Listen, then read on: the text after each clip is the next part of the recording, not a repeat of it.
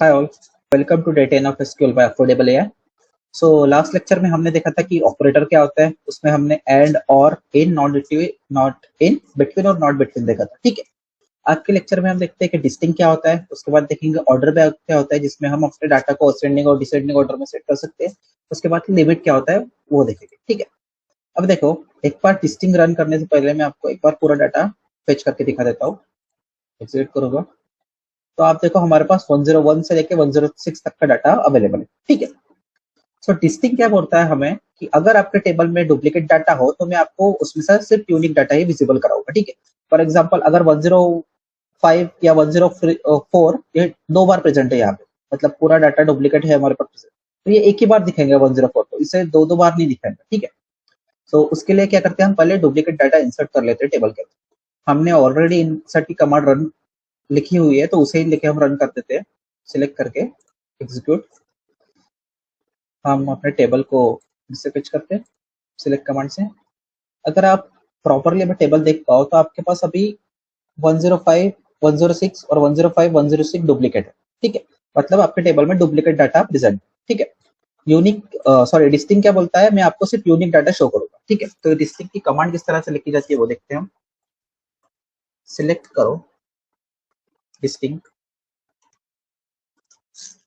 Star from student table. ठीक है, हमारा स्टूडेंट। अभी देखो जैसे ही मैं इसे रन करूंगा ना, ये क्या करेगा, मुझे सिर्फ यूनिक वैल्यू प्रेजेंट करेगा। देखो, अगर आप टेबल को प्रॉपरली देखो तो आपके पास अभी 105 और 106 जो डुप्लीकेट थी तो वो एक ही बार प्रेजेंट थी। देखो हमारे टेबल में क्या था, ये डुप्लीकेट वैल्यू प्रेजेंट थी 105 और 106। डिस्टिंक्ट ने क्या किया, हमें सिर्फ उसकी यूनिक वैल्यू प्रेजेंट करे। ठीक है, अभी ये तो हमने क्या किया, ओवरऑल टेबल के ऊपर लगाया। हम इसे स्पेसिफिकली कॉलम के ऊपर भी इंप्लीमेंट कर सकते हैं। जैसे कि आप देखोगे सिटी नाम के टेबल में या स्टूडेंट नेम के टेबल में, सॉरी कॉलम में, हमारे पास शुभम और शुभम दो बार प्रेजेंट है। और सिटी में देखो आप, सिटी में हमारे पास पुणे और पुणे दो बार प्रेजेंट। ठीक है, अगर मुझे इसे स्पेसिफिकली किसी भी कॉलम पे लगाना तो इसे कॉपी कर लूंगा, पेस्ट कर लेता हूँ मैं। स्टार की जगह आपको जिस कॉलम पे लगाना है उस कॉलम का नाम सपोज मुझे सिटी पे लगाना है। ठीक है, देखो सिटी नाम के कॉलम में आप देख सकते हो कि पूना दो बार प्रेजेंट है। तो यूनिक डिस्टिंग क्या करेगा, उसकी यूनिक वैल्यू प्रेजेंट करेगा, मतलब मुझे एक ही बार दिखाएगा। देखो अभी पुणे एक ही बार प्रेजेंट है आपके टेबल पे, इसे स्क्रॉल भी करूँ तब भी नहीं। ठीक है, तो ये क्या करता है, डुप्लीकेट वैल्यू को रिमूव कर देता है और एक ही बार यूनिक वैल्यू शो करता है उस। ठीक है, सो उसके साथ आता है हमारे पास ऑर्डर बाय।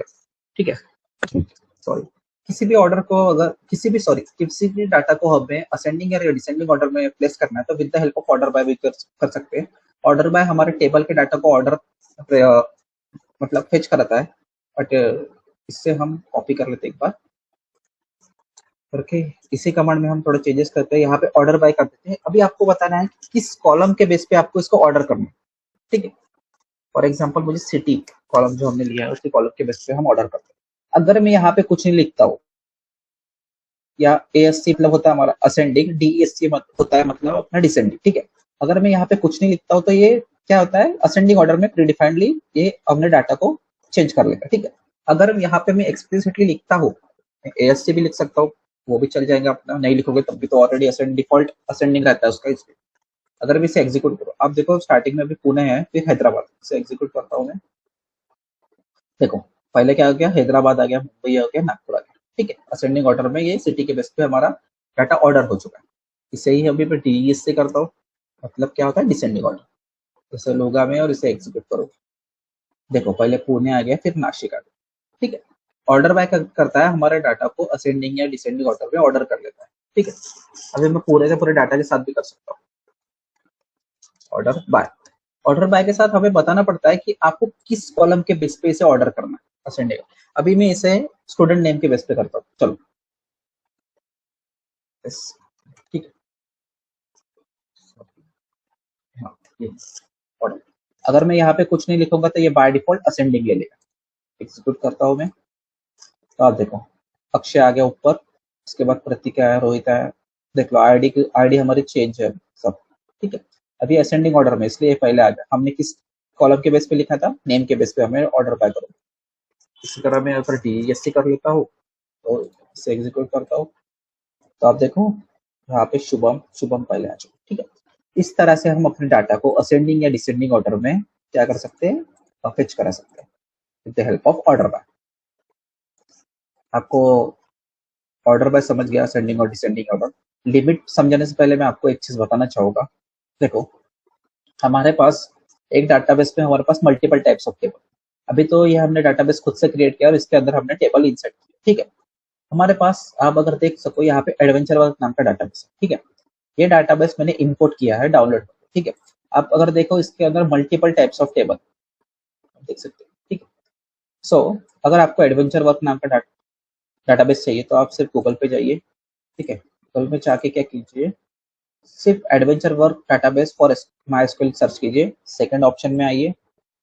यहाँ पे आने के बाद आपको ये विंडो ओपन हो जाएगी। इसके बाद इसको डाउनलोड पे क्लिक कीजिए। हल्का सा थोड़ा टाइम लगेगा डाउनलोड होने में, ठीक है। फिर डाउनलोड होने के बाद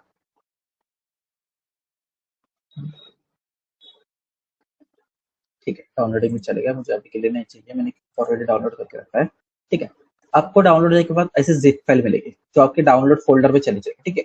आप वो जिप फाइल वहां से लेके आप जिस फोल्डर में आपको चाहिए वहां पे पेस्ट कर लेना और उसे क्या कर लेना, एक्सट्रैक्ट कर लेना, क्योंकि ये अभी जिप हो इसमें, ठीक है। एक्सट्रैक्ट करने के बाद क्या करना, आप अपने मायस्क्यूएल में फिर से वापस आना। अगर आपको एडवेंचर वर्क नाम का डाटाबेस यहाँ पे चाहिए तो आप कहाँ पे जाओगे, सर्विस पे जाओगे, सॉरी सर्वर में जाओगे, यहाँ पे डाटा इंपोर्ट पे जाओगे, ठीक है। यहाँ पे import from self content file यहाँ पे क्लिक करोगे।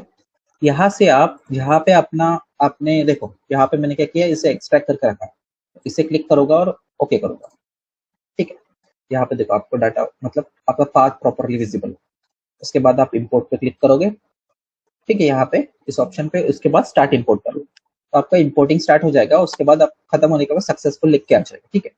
वो होने के बाद क्या करना, वो होने के बाद आपका एक बार मायस्क्यूएल इसे क्लोज करके फिर से रीओपन कर, ठीक है।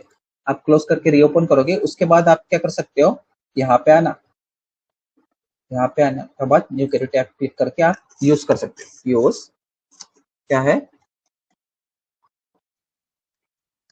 एडवेंचर वर्क्स, ठीक है। इसे यूज करता हूँ और इसे एग्जीक्यूट करता हूँ। देखो मेरा हाईलाइटेड हो गया। उसके बाद मैं किसी भी टेबल पर यहाँ से कॉल कर सकता हूँ, मल्टीपल टेबल, और इस टेबल इसके हर टेबल में बहुत सारा डाटा हमारे पास है। तो हम क्या कर सकते हैं, मतलब हमने जितने भी क्वेरी अभी तक से की ना उसकी प्रैक्टिस हम इसके ऊपर कर सकते हैं। तो हम एड्रेस, ठीक है, इसे मैं एग्जीक्यूट करता हूँ। तो देखो मेरे पास कितना डाटा है यहाँ पे, ठीक है। अगर मैं यहाँ पे देखने जाऊँ ना नीचे तक के, तो मेरे पास 32,521 रिकॉर्ड्स अवेलेबल है, ठीक है। मेरे पास इतने सारे रिकॉर्ड्स अवेलेबल, तो इस पे हम अपने मल्टीपल टाइप्स ऑफ क्वेरी लिख के परफॉर्म कर सकते हैं, ठीक है, प्रैक्टिस के लिए। आपको समझ गया कि इंपोर्ट किस तरह से करते हैं। आज आप यहाँ तक के कर लीजिए, अगले लेक्चर में हम लिमिट देखेंगे क्या। Till then bye.